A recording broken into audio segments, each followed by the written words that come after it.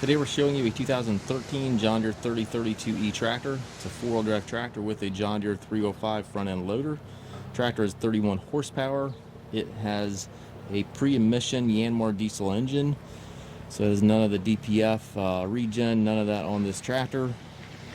Again, 31 horsepower, has just under 400 hours on it. Has the John Deere style hookup for your bucket connection.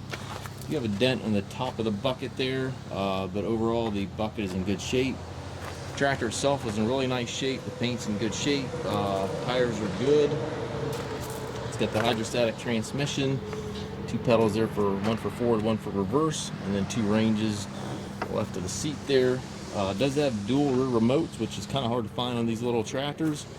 So you can operate anything with a hydraulic cylinder. Top link 3-point 540 PTO, everything's there. And again, it is a pre-emission tractor. It has none of the DPF, none of the regen, none of that stuff on this tractor.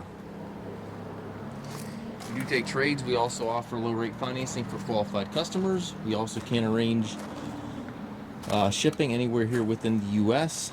We have approximately 150 used tractors on our yard.